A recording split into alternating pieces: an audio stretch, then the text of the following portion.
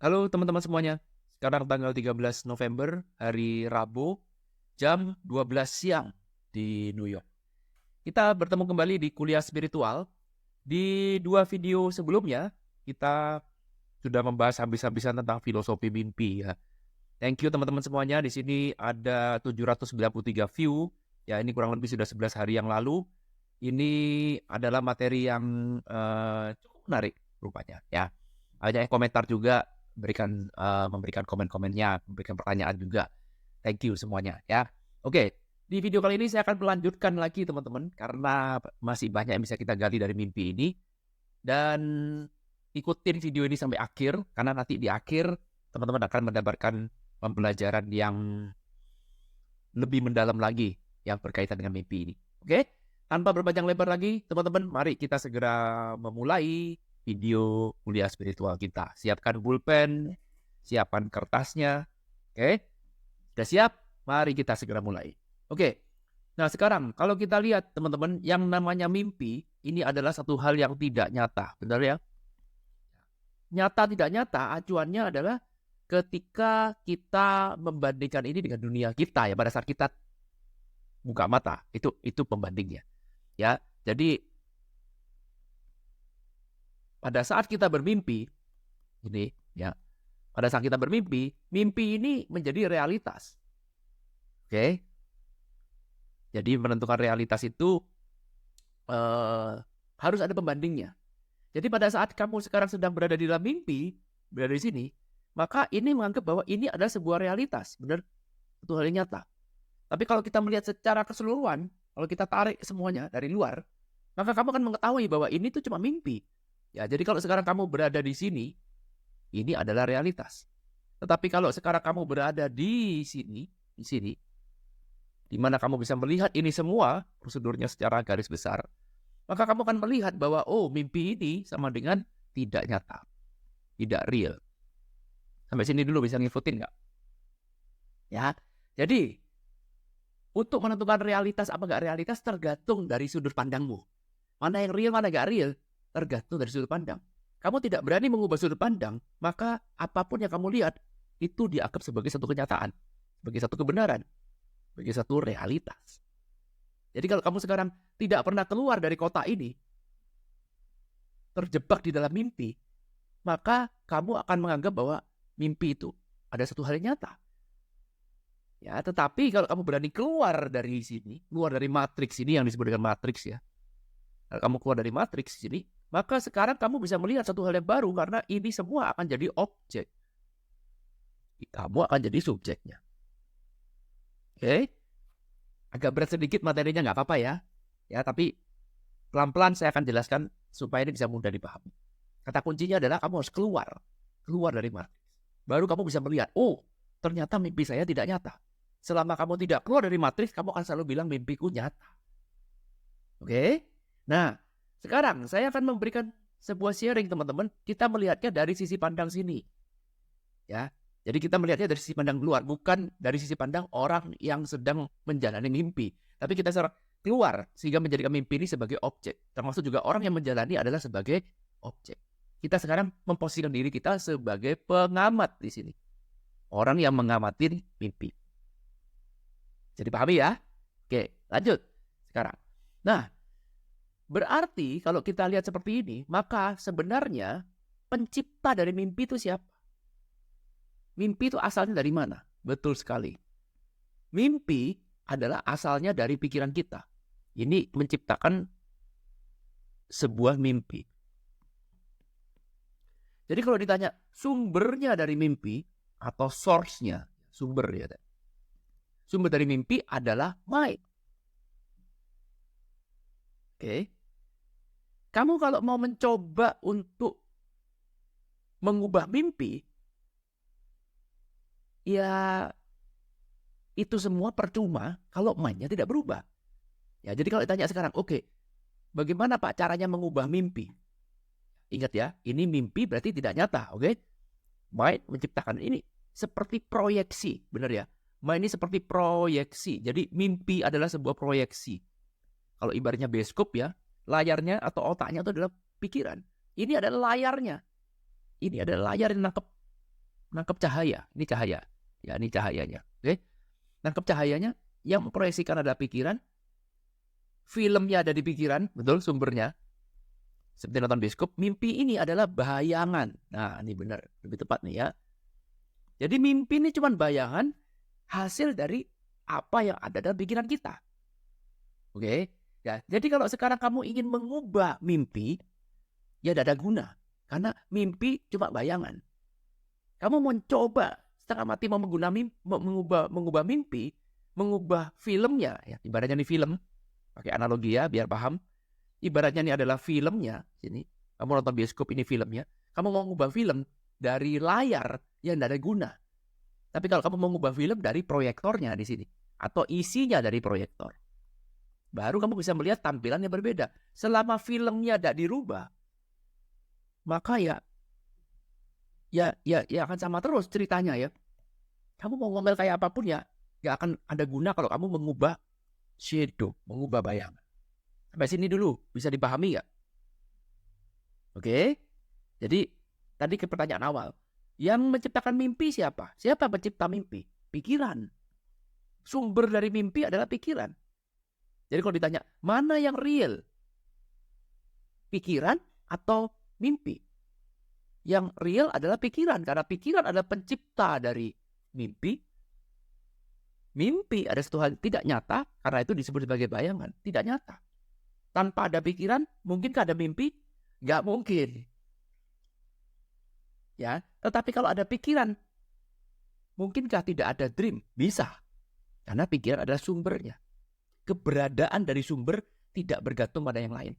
Ya, sementara dream, dia bukan sumbernya, dia adalah produknya, objeknya.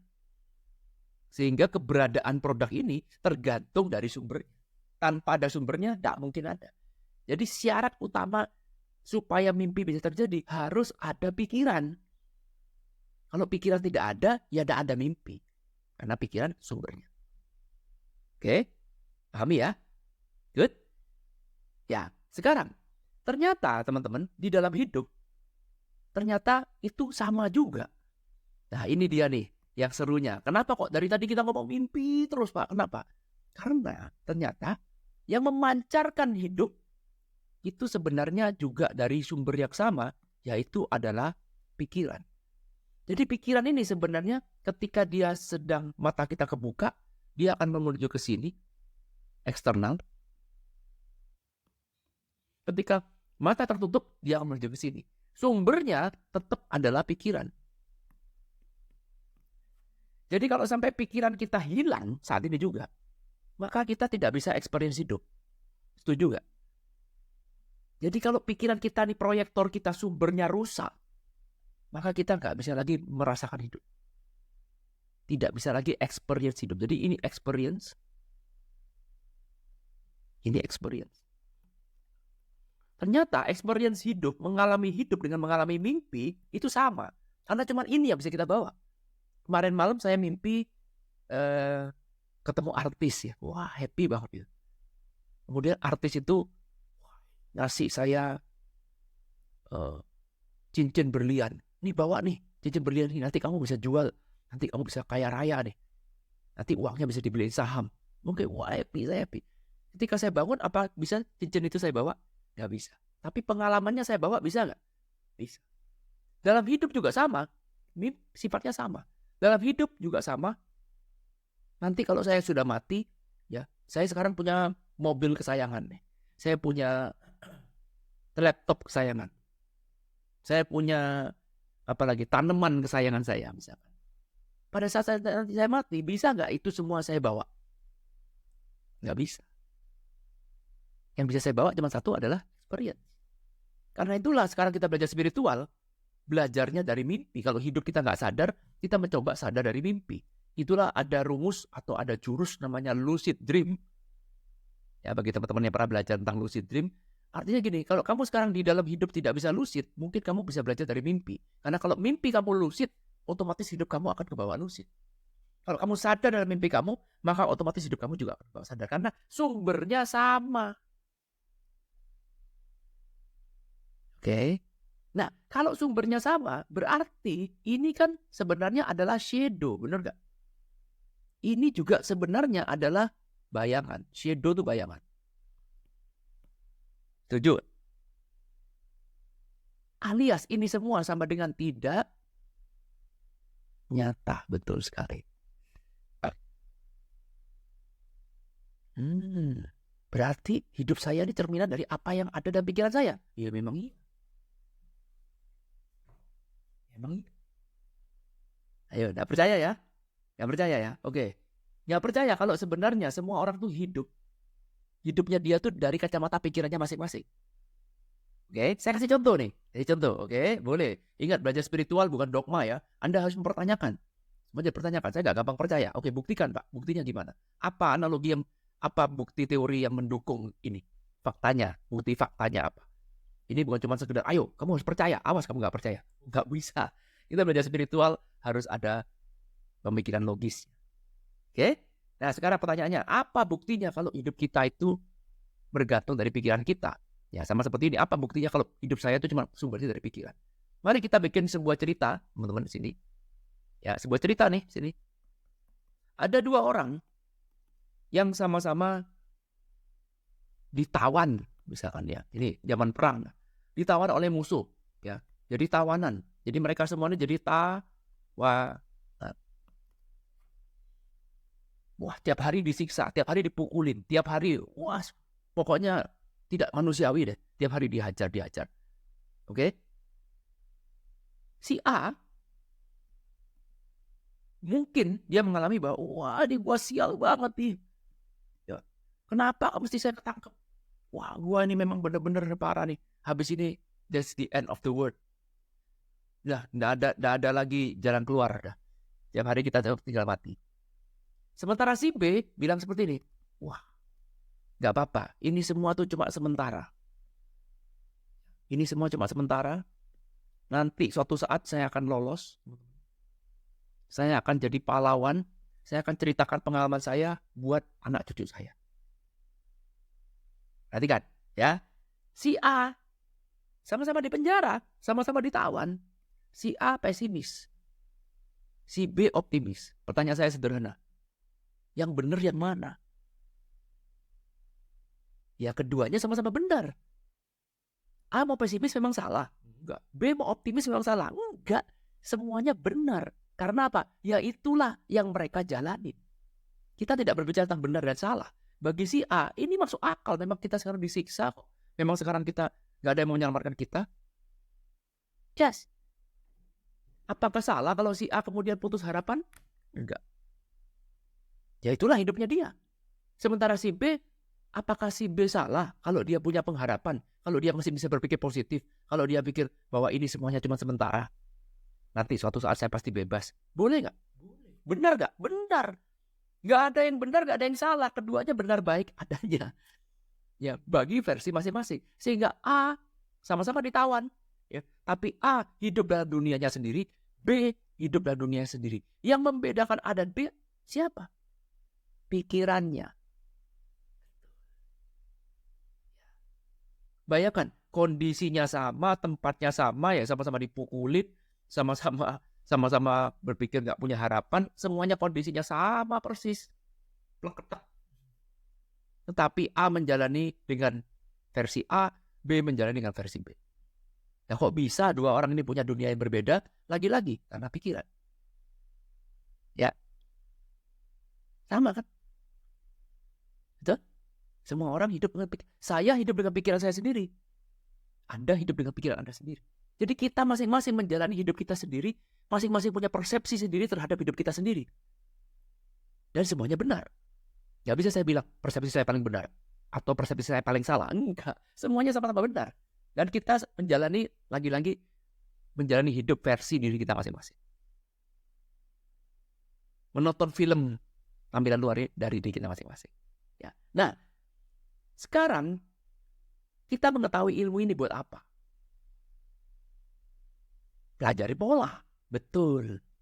Ya, belajar pola. Lah, pola apa yang mau kita pelajari? Polanya adalah, perhatikan, kalau kamu sekarang berusaha untuk mengubah shadow-nya, kamu terus ingin mengubah shadow-nya tanpa mengubah sumbernya sama, shadow-nya mau kamu rubah, maka hasilnya juga pasti akan sama, betul nggak?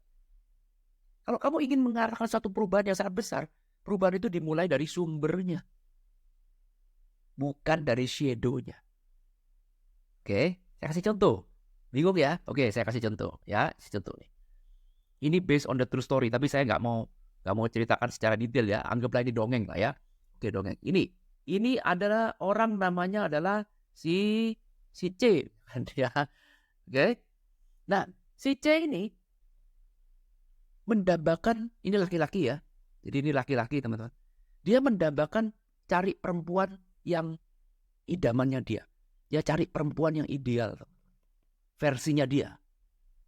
Ya, ideal itu berarti sempurna versinya dia. Oke?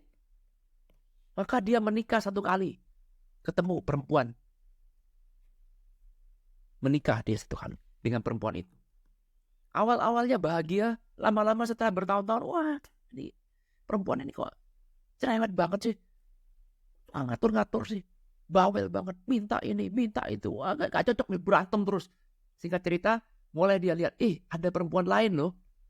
Ya, ini nomor satu ya. Ada perempuan lain loh, yang kelihatannya lebih ideal nih daripada istri gue pertama. Oke, singkat cerita dia menjalin hubungan dan diceraikanlah istri pertama. Karena ini di Amerika ya.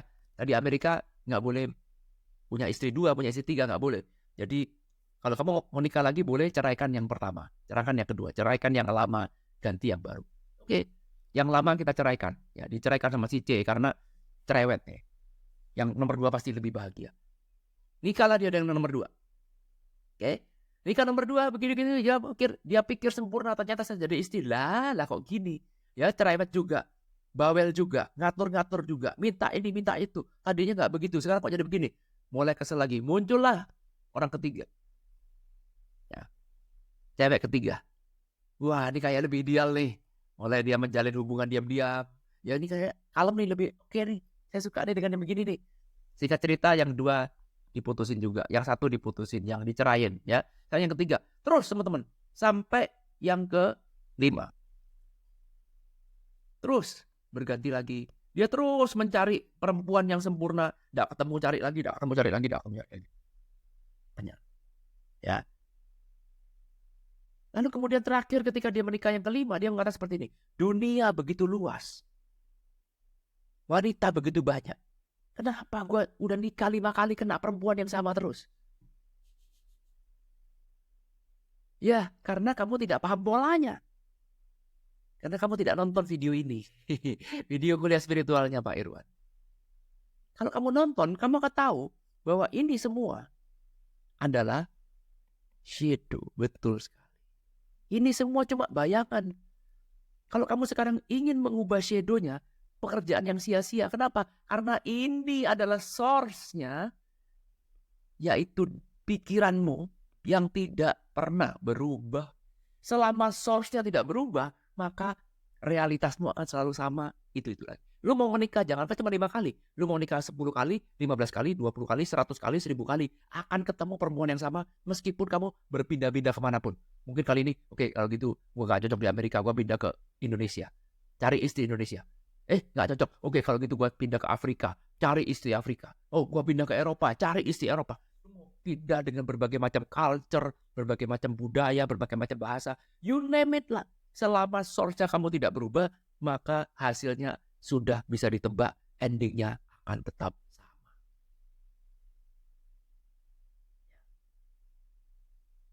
Same.